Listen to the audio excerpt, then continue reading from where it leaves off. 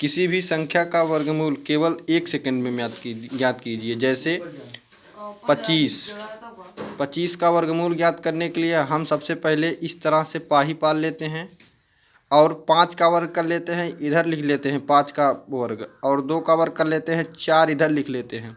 5 का 2 में गुणा कर लेते हैं 10 हो जाता है, 10 का 2 में गुणा कर लेते हैं 20 हो जाता है। 20 को 2 अक्षर है, आधा इधर कर लेते हैं, इसके बाद जोड़ लेते हैं 5 का 5 हो जाता है, 2 का 0 में 2 हो जाता है, 4 2 6। इसका मतलब है कि 25 का वर्गमूल 625 हुआ। उसी तरह से जैसे जो है अगर हम 55 का लिखते हैं तो 55 का वर्गमूल इस तरह से ज्ञात करते हैं। सर्वप्रथम इसी तरह से फिर बना लेते हैं।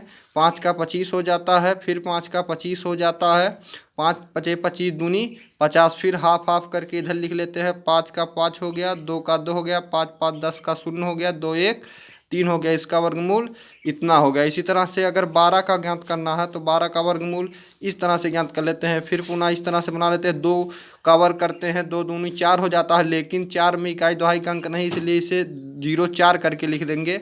और 1 का वर्ग करते हैं तो 1 एकम 1 ही होता है। फिर 1 दूनी 2 कर लेते हैं, अंदर का गुणा आपस में करके बाहर के वर्ग से गुणा करके 2 एकम 2 कर लेते हैं। मतलब 1 का 2 में गुणा करेंगे, फिर 2 एकम 2 हो जाएगा, फिर 2 का 2 में गुणा करेंगे, 2 दूनी 4 हो जाएगा। फिर 4 को 0 4 करके लिख लेते हैं। 4 हो गया, 4 हो गया, 1 हो गया, 144 हो गया। उसी तरह से जो है 20 का वर्ग ज्ञात कर लेते हैं।